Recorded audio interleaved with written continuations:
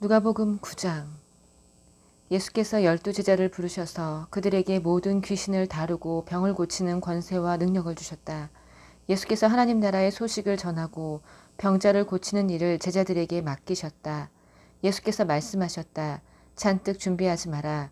간소하게 하여라. 너희 자신을 준비하여라. 고급 여관도 안 된다. 적당한 곳을 찾아가 떠날 때까지 그곳으로 만족하여라. 사람들이 너희를 맞아들이지 않거든 그 마을을 떠나거라. 소란 피울 것 없다. 무시해버리고 너희 길을 가면 된다. 제자들은 위임을 받고서 길을 나섰다. 그들은 이 마을 저 마을로 다니면서 하나님의 최신 소식, 곧 메시지를 전했고 가는 곳마다 사람들을 고쳐주었다. 통치자 헤롯은 이런 일들이 진행된다는 이야기를 듣고서 어떻게 받아들여야 할지 몰랐다.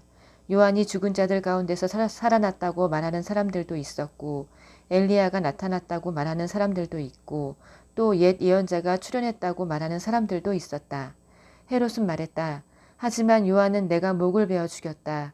그런데 계속해서 내 귀에 이야기가 들려오는 이 사람은 누구냐? 궁금한 마음에 헤롯은 예수가 활동하는 모습을 볼 기회를 노렸다. 사도들이 돌아와서 자기들이 한 일을 보고했다. 예수께서는 그들만 따로 데리고 벳세다라 하는 마을 근처로 가셨다. 그러나 무리가 눈치를 채고 따라왔다. 예수께서는 그들을 너그럽게 맞아주셨고 하나님 나라에 대해 말씀해 주셨다. 또한 치유가 필요한 사람들을 고쳐주셨다. 날이 저물자 12제자가 말했다. 무리를 보내서 근처 농가나 마을에서 하룻밤 묵을 곳과 먹을 곳을 구하게 해야겠습니다. 여기는 인적 없는 외딴 곳입니다. 너희가 그들에게 먹을 것을 주어라. 예수께서 말씀하셨다. 제자들이 말했다. 우리에게 있는 것을 다 긁어 모았지만 빵 5개와 물고기 2마리뿐입니다. 저희가 직접 읍내에 가서 모두가 먹을 만큼 음식을 사오지 않는 한 그것이 전부입니다. 모인 사람의 수가 5,000명이 넘었다. 예수께서 곧바로 제자들에게 말씀하셨다. 사람들을 50여 명씩 무리지어 앉게 하여라. 제자들은 말씀대로 했고 곧 모두가 자리에 앉았다. 예수께서 빵 5개와 물고기 2마리를 손에 들고 하늘을 우러러 감사기도를 드리고 축복하신 다음 빵과 물고기를 떼어 제자들에게 주시며 사람들에게 나눠주게 하셨다. 사람들이 모두 배불리 먹고 나서 남은 것을 거두니 12바구니가 되었다. 한 번은 예수께서 따로 떨어져서 홀로 기도하시는데 제자들이 가까이에 있었다. 예수께서 물으셨다. 무리가 나에 대해 뭐라고 말하더냐? 나를 누구라고 하더냐? 제자들이 말했다. 세례자 요한이라고 합니다. 엘리야라고도 하는 사람들도 있고 옛 예언자 가운데 한 사람이 돌아왔다고 하는 사람들도 있습니다. 그러자 예수께서 물으셨다. 그러면 너희는 나를 누구라고 말하겠느냐? 내가 누구냐? 베드로가 대답했다. 하나님의 메시아이십니다. 그러자 예수께서 그것을 비밀로 하라고 제자들에게 경계하셨다. 베드로가 한 말을 아무에게도 이야기하지 말라고 말씀하셨다. 예수께서 계속해서 말씀하셨다. 이제부터 인자는 처참한 고난을 받고 종교 지도자와 대제사장과 종교 학자들에게 재판에서 유죄를 선고받아 죽임을 당하고 사흘째 되는 날에 다시 살아나야 한다. 이어서 예수께서 그들에게 예상되는 일을 말씀해 주셨다. 누구든지 나와 함께 가려면 내가 가는 길을 따라야 한다. 결정은 내가 한다. 너희가 하는 것이 아니다. 고난을 피해 달아나지 말고 오히려 고난을 끌어안아라. 나를 따라오너라. 그러면 내가 방법을 일러주겠다. 자기 스스로 세우려는 노력에는 아무 희망이 없다. 자기를 희생하는 것이야말로 너희 자신, 곧 너희의 참된 자아를 찾는 길이며 나의 길이다. 원하는 것을 다 얻고도 참된 자기 자신을 잃으면 무슨 유익이 있겠느냐. 너희 가운데 누구든지 나와 너희를 인도하는 내 방식을 부끄러워하면 인자도 모든 영광에 쌓여 아버지와 거룩한 천사들과 함께 올 때 그를 더 부끄럽게 여길 줄로 알아라. 이것은 믿을 수 없는 훗날의 이야기가 아니다. 잘 알아두어라. 여기 서 있는 사람들 가운데 그런 일이 일어나는 것을 볼 사람들도 있다. 그들은 자기 눈으로 하나님 나라를 볼 것이다. 그 말씀을 하시고 여드레쯤 지나서 예수께서 베드로와 요한과 야고보를 데리고 기도하러 산에 올라가셨다. 기도하는 중에 그분의 얼굴 모습이 변하고 그분의 옷이 눈부시게 하얘졌다. 동시에 2사람이 거기서 예수와 이야기를 하고 있었다. 알고 보니 그들은 모세와 엘리야였다. 그들의 모습이 몹시 영광스러웠다. 그들은 예수께서 예루살렘에서 이루실 일, 곧 그분의 떠나심에 대해 이야기를 나누었다. 한편 베드로와 그 일행은 잠에 취해 있었다. 그들이 깨어 눈을 비비며 보니 예수께서 영광 가운데 계시고 그 곁에 두 사람이 서 있는 것 같이 보였다. 모세와 엘리야가 떠난 뒤에 베드로가 예수께 말했다. 주님, 지금은 중대한 순간입니다. 기념비 셋을 세우는 것이 어떻겠습니까?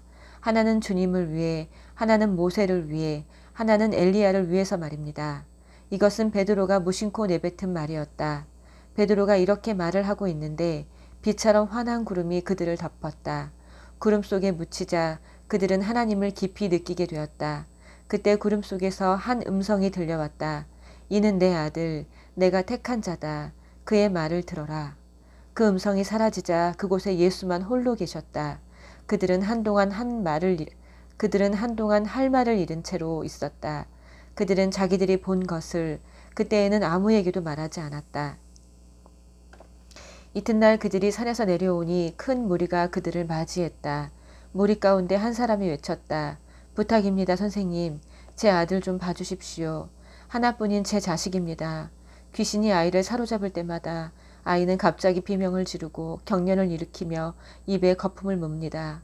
귀신은 아이를 때려서 검푸른 멍이 들게 해놓고서야 떠납니다. 제가 아이를 구해달라고 선생님의 제자들에게 부탁했으나 그들은 하지 못했습니다. 예수께서 말씀하셨다. 하나님도 모르고 삶의 중심도 없는 세대여. 내가 같은 말을 몇 번이나 해야 하느냐. 얼마나 더 참아야 하느냐. 내 아들을 이리 데려오너라. 아이가 나아오자 귀신은 아이를 바닥에 내동댕이 치고 경련을 일으키게 했다.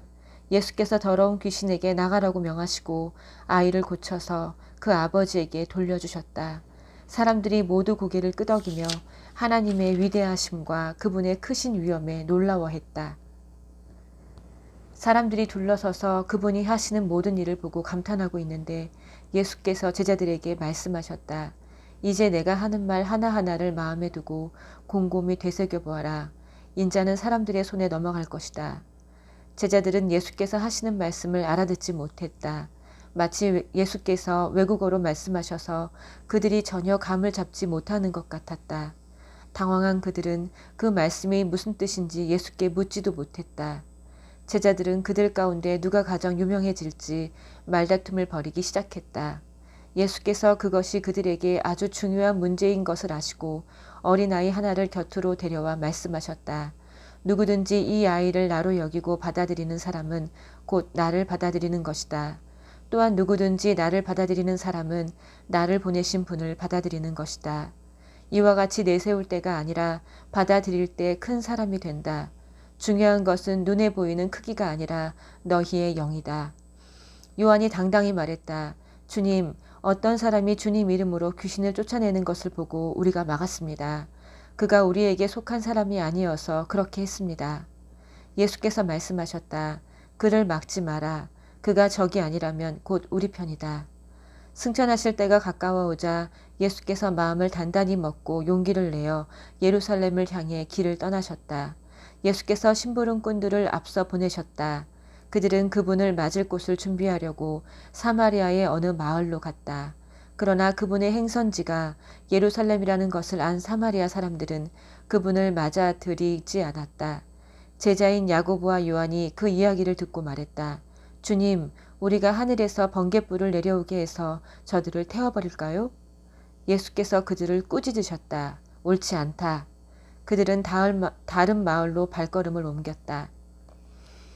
길을 가고 있는데 어떤 사람이 자기도 함께 가도 되는지 물었다.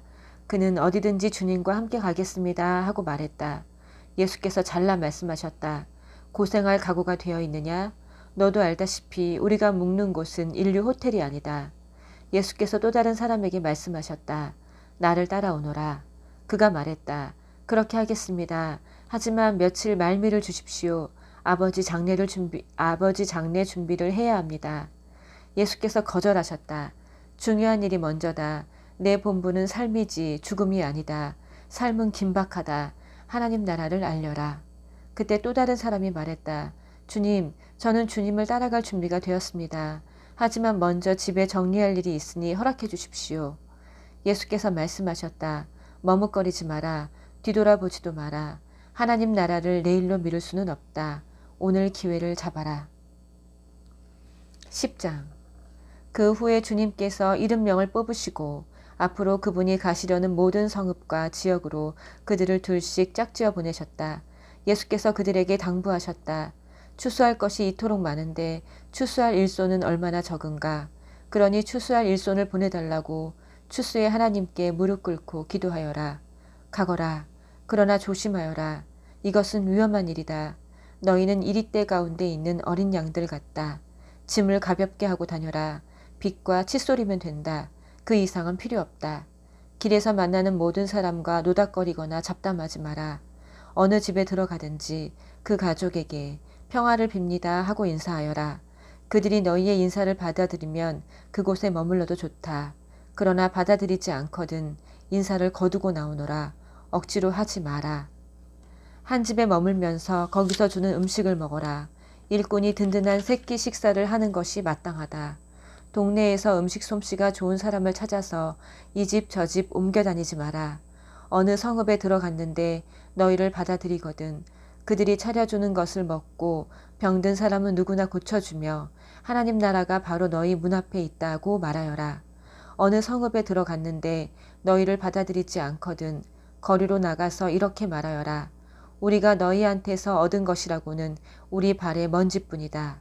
이제 그것마저 돌려주겠다. 너희는 하나님 나라가 바로 너희 문 앞에 있었다는 것을 알고 있느냐. 심판날에 차라리 소돔이 너희를 거부한 성읍보다 나을 것이다. 고라시나 화가 있을 것이다. 베세다야 화가 있을 것이다. 너희에게 주어진 기회의 절반만 두로와 시돈에게 주어졌어도 그들은 오래전에 무릎 꿇고 회개하며 자비를 구했을 것이다. 심판날에 두로와 시돈이 너희보다 견디기 쉬울 것이다. 가버나움아, 내가 하늘까지 높아질 것 같으냐? 다시 생각하여라. 너는 지옥으로 굴러 떨어질 것이다. 너희 말을 듣는 사람은 곧 내 말을 듣는 것이다. 너희를 거부하는 사람은 곧 나를 거부하는 것이다. 그리고 나를 거부하는 것은 나를 보내신 하나님을 거부하는 것이나 마찬가지다. 70명이 의기양양해서 돌아왔다. 주님, 귀신들조차 주님의 명령대로 따랐습니다. 예수께서 말씀하셨다. 나도 안다. 사탄이 하늘에서 번갯불처럼 떨어지는 것을 내가 보았다. 내가 너희에게 무엇을 주었는지 알겠느냐? 너희는 뱀과 전갈을 밟고 걸어도 무사히 지날 것이며 원수의 공격에도 보호받을 것이다. 아무도 너희를 건드릴 자가 없을 것이다. 그러나 위대한 승리는 악을 다스리는 너희의 권세에 있지 않고 너희를 다스리시는 하나님의 권세와 너희와 함께 하시는 그분의 임재에 있다. 너희가 하나님을 위해 하는 일이 아니라 하나님께서 너희를 위해 하시는 일, 바로 그것이 너희가 기뻐해야 할 제목이다. 그때 예수께서 성령으로 한없이 기뻐하셨다. 하늘과 땅의 주인이신 아버지, 이것을 다 아는 채 하는 사람들에게 숨기시고 천진난만한 초보자에게 보여주시니 감사합니다. 그렇습니다, 아버지. 아버지께서는 이렇게 하시기를 기뻐하셨습니다. 나는 아버지에게서 이 모든 것을 받았습니다. 오직 아버지만이 아들이 누구인지 아시며 오직 아들만이 아버지가 누구인지 압니다. 아들은 자기가 원하는 사람 누구에게나 아버지를 소개할 수 있습니다. 그러고 나서 예수께서 제자들에게 따로 은밀히 말씀하셨다. 너희가 지금 보고 있는 것을 보는 눈은 복이 있다. 많은 예언자와 왕들이 너희가 지금 보는 것을 보고 너희가 지금 듣는 것을 들을 수만 있었다면 자신의 오른팔이라도 내놓았을 것이다. 하지만 그들은 희미하게라도 보지 못했고 속삭이는 소리조차 듣지 못했다. 그때 어떤 종교학자가 일어나 예수를 시험하는 질문을 던졌다. 선생님, 제가 무엇을 해야 영원한 생명을 얻겠습니까? 예수께서 대답하셨다. 하나님의 율법에 어떻게 기록되어 있느냐? 너는 그것을 어떻게 해석하느냐? 그가 말했다. 내 열정과 간구와 힘과 지성을 다해 주 너희 하나님을 사랑하라 하였고 또 내 자신을 사랑하는 것 같이 내 이웃을 사랑하라 하였습니다. 잘 대답했다. 예수께서 말씀하셨다. 그것을 행하여라. 그러면 내가 살 것이다. 그는 빠져나갈 길을 찾으면서 물었다. 그러면 선생님은 이웃을 어떻게 정의하시겠습니까? 예수께서 그 대답으로 이야기를 하나 들려주셨다. 어떤 사람이 예루살렘에서 여리고로 가고 있는데 도중에 강도들의 습격을 받았다. 강도들은 그의 옷을 빼앗고 때려 거의 죽게 해놓고는 버려두고 가버렸다. 다행히 제사장이 같은 길로 내려가고 있었다. 그러나 그는 다친 사람을 보고는 방향을 바꿔 다른 쪽으로 비켜갔다. 이어서 경건한 레위 사람이 나타났다. 그 역시 부상당한 사람을 피해갔다. 그 길을 가던 어떤 사마리아 사람이 그 사람에게 다가왔다. 사마리아 사람은 그 사람의 처지를 보고는 가엾은 마음이 들었다. 그는 상처를 소독하고 붕대를 감아 응급조치한 뒤에 그를 자기 나귀에 태워 여관으로 데려가 편히 쉬게 해주었다. 아침에 그는 은화 2개를 꺼내 여관 주인에게 주면서 말했다. 이 사람을 잘 돌봐주십시오. 비용이 더 들면 내 앞으로 계산해 두십시오. 내가 돌아오는 길에 갚겠습니다. 내 생각은 어떠냐? 세 사람 가운데 누가 강도 만난 사람의 이웃이 되었겠느냐? 종교학자가 대답했다. 친절을 베푼 사람입니다. 예수께서 말씀하셨다. 너도 가서 똑같이 하여라. 계속해서 길을 가다가 예수께서 한 마을에 들어가셨다. 마르다라는 여자가 그분을 맞아 편히 쉬도록 모셨다. 그녀에게 마리아라는 동생이 있었는데 마리아는 주님 앞에 앉아 그분의 말씀을 경청하고 있었다. 그러나 마르다는 해야 할 온갖 부엌일로 마음이 분주했다.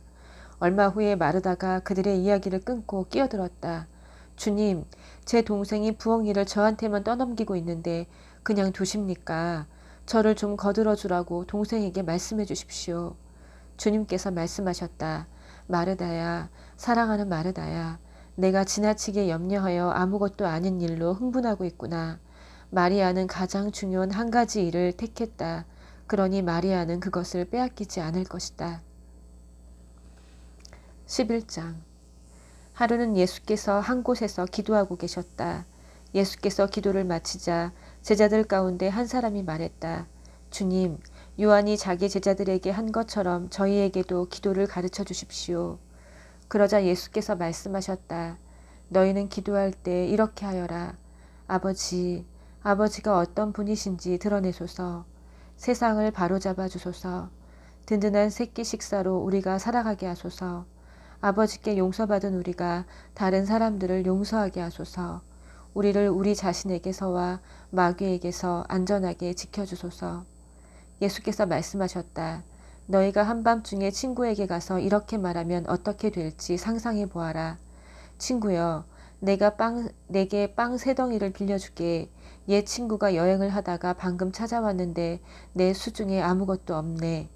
친구가 침대에서 대답했다. 귀찮게 굴지 말게. 문도 닫혔고 아이들도 다 자려고 누웠다네. 그러니 내가 일어나 자네에게 아무것도 줄 수가 없네. 그러나 내가 너희에게 말한다. 비록 그가 친구라는 이유로는 일어나지 않더라도 너희가 물러서지 않고 그 자리에 서서 계속 문을 두드려 이웃들을 다 깨운다면 그가 일어나서 무엇이든 필요한 것을 줄 것이다. 내가 하려는 말은 이것이다. 구하여라. 그러면 받을 것이다. 찾아라. 그러면 발견할 것이다. 두드려라. 그러면 문이 열릴 것이다. 하나님과 흥정하지 마라. 솔직하게 말씀드려라. 필요한 것을 구하여라. 우리는 쫓고 쫓기는 게임이나 숨바꼭질을 하고 있는 것이 아니다. 너희 어린 아들이 생선을 달라고 하는데 살아있는 뱀을 접시에 담아 아이를 무섭게 하겠느냐. 너희 어린 딸이 계란을 달라고 하는데 거미를 주며 아이를 속이겠느냐. 너희가 아무리 악해도 그런 생각은 하지 않을 것이다.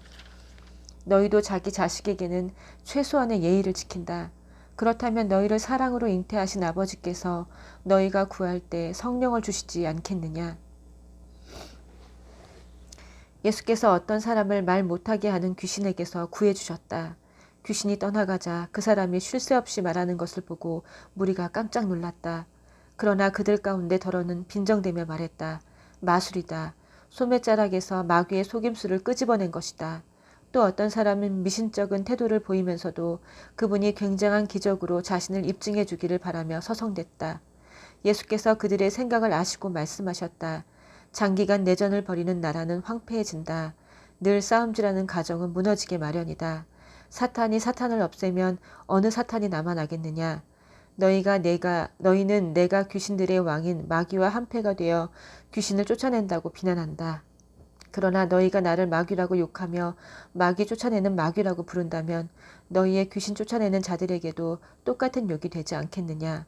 그러나 내가 하나님의 손가락으로 귀신들을 몰아내는 것이라면 하나님 나라가 확실히 여기 있는 것이다. 강한 사람이 완전 무장하고 자기 집 마당에 지키고 서 있으면 그의 재산은 끄떡없이 안전하다. 그러나 더 강한 사람이 더 강한 무기를 들고 오면 어찌 되겠느냐. 그는 자기 수법에 자기가 당하고 말 것이다. 그가 그토록 믿었던 무기고는 탈취당하고 귀한 재물은 약탈당한다. 이것은 전쟁이며 중립지대는 없다. 내 편이 아니라면 너희는 내 적이다. 돕지 않으면 방해하는 것이다. 사람에게서 쫓겨난 더러운 귀신은 광야를 이리저리 떠돌며 자기가 들어갈 만한 오아시스, 곧 순진한 영혼을 찾아다닌다. 아무도 찾지 못하면 귀신은 내가 전에 있던 소굴로 돌아가자 하고 말한다. 돌아가 보니 그 사람 안은 쓸고 닦아 깨끗한데 텅 비어 있다. 그래서 귀신은 달려가서 자기보다 더 더러운 귀신을 7이나 끌어모아서는 다 함께 그 사람 안에 들어가 난장판을 벌인다. 결국 그 사람의 상태는 깨끗함을 받지 않았던 처음보다 훨씬 나빠진다. 예수께서 이 말씀을 하고 있는데 웅성거리는 무리 가운데서 어떤 여자가 목소리 높여 말했다. 선생님을 뵌 태와 선생님을 먹인 가슴은 복이 있습니다. 예수께서 덧붙이셨다. 하나님의 말씀을 듣고 자기 삶으로 그 말씀을 지키는 사람이 훨씬 더 복이 있다. 무리가 점점 늘어나자 예수께서 화제를 바꾸셨다. 이 시대의 풍조가 다 잘못되었다. 사람마다 증거를 찾고 있으나 엉뚱한 증거를 찾고 있다. 너희는 너희의 호기심을 만족시켜주고 기적에 대한 너희의 욕망을 채워줄 무언가를 찾고 있다. 그러나 너희가 얻게 될 유일한 증거는 요나가 니느웨 사람들에게 준 증거뿐이다. 그것은 전혀 증거처럼 보이지 않는다. 인자와 이 시대는 요나와 니느웨 같다. 심판날에 니느웨 사람들이 일어나 이 세대를 정죄할 증거를 내놓을 것이다. 요나가 설교할 때 그들이 자신들의 삶을 고쳤기 때문이다. 요나보다 더 큰 설교자가 여기 있는데도 너희는 증거를 따지고 있다. 심판날에 시바 여왕이 앞에 나와서 이 세대를 정죄할 증거를 제시할 것이다. 여왕이 지혜로운 솔로몬의 말을 들으려고 먼 땅 끝에서부터 찾아왔기 때문이다. 솔로몬의 지혜보다 더 큰 지혜가 바로 너희 앞에 있는데도 너희는 증거 운운하며 억지를 부리고 있다. 등불을 켜서 서랍 속에 숨겨두는 사람은 아무도 없다. 등불은 단 위에 둔다. 그래야 방에 들어오는 사람들이 그 빛 덕분에 자신이 어디로 가는지 보고 다닐 수 있다. 내 눈은 내 온몸을 밝혀주는 등불이다. 내가 경의와 믿음으로 눈을 크게 뜨고 살면 내 몸은 빛으로 가득해진다. 내가 탐욕과 불신으로 곁눈질하고 살면 내 몸은 음습한 지하실이 된다. 내 몸이 곰팡내 나고 어두침침하게 되지 않으려면 눈을 뜨고 살면서 내 등불이 계속 타오르게 하여라. 빛이 가장 잘 드는 내 방처럼 내 삶에도 늘 빛이 잘 들게 하여라. 예수께서 이 말씀을 마치자 바리새인 하나가 그분을 저녁 식사에 초대했다. 예수께서 그의 집에 들어가 식탁 앞에 앉으셨다. 바리새인은 예수께서 식사 전에 손을 씻지 않는 것을 보고 기분이 언짢았다. 그러자 주님께서 그에게 말씀하셨다. 너희 바리새인들이 햇빛에 반짝일 정도로 컵과 접시 겉을 광내는 것을 나는 알고 있다. 그러나 나는 너희 속에 탐욕과 은밀한 악이 득실거리는 것도 알고 있다. 미련한 바리새인들아, 겉을 지으신 분께서 속도 지으시지 않았느냐. 너희 주머니와 너희 마음 둘 다를 뒤집어서 가난한 사람들에게 후히 베풀어라. 그러면 너희의 그릇과 손뿐 아니라 너희의 삶도 깨끗해질 것이다. 나는 이제 너희라면 지긋지긋하다. 너희 바리새인들아, 사기꾼들아, 너희는 도무지 구제불능이구나. 너희는 꼼꼼히 장부를 적어가며 동전 하나에까지 11조를 내지만 정의와 하나님의 사랑 같은 기본적인 것에서는 용케도 빠져나갈 길을 찾아낸다. 정성스런 장부 정리도 좋지만 기본은 반드시 해야 하는 것이다. 너희 바리새인들아, 사기꾼들아, 너희는 도무지 구제불능이구나. 너희는 교회 식사 때 상석에 앉는 것을 좋아하고 사람들의 화려한 칭찬에 우쭐대는 것을 좋아한다. 사기꾼들아, 너희는 꼭 표지가 없는 무덤과 같다. 사람들은 깔끔하게 정리된 잔디를 밟고 다니지만 그 2미터 아래 땅속은 온통 썩고 부패한 것을 알 턱이 없다. 종교학자 가운데 한 사람이 말했다.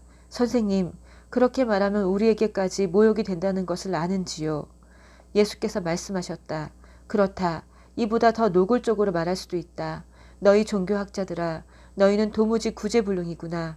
너희는 사람들에게 온갖 규칙과 규정의 짐을 잔뜩 지워서 그야말로 등골이 휘어지게 하면서 도와주려고 손 하나 까딱하지 않는다. 너희는 도무지 구제불능이구나. 너희는 너희 조상들이 죽인 예언자들을 위해 무덤을 쌓는다. 그러나 너희가 쌓는 무덤은 살해당한 예언자들을 기념하는 것이 아니라 오히려 살인자인 너희 조상들을 기념하는 것이다. 그래서 하나님의 지혜도 말하기를 내가 그들에게 예언자와 사도들을 보내겠지만 그들이 이들을 죽이고 쫓아낼 것이다 라고 한 것이다. 이것은 아벨의 피에서부터 제단과 성소 사이에서 죽임당한 사가랴의 피까지 땅이 시작된 이래로 지금까지 흘린 모든 의로운 피가 다 너희 책임이라는 뜻이다. 그렇다. 그것이 이 세대의 계산서에 올라 있으니 이 세대가 갚아야 할 것이다. 너희 종교학자들아, 너희는 도무지 구제불능이구나. 너희는 지식의 열쇠를 가지고 있지만 문을 열지 않고 오히려 잠가버렸다. 너희 자신도 들어가려 하지 않고 다른 사람도 들어가지 못하게 한다. 예수께서 식탁을 떠나시자마자 종교학자와 바리새인들이 격분했다.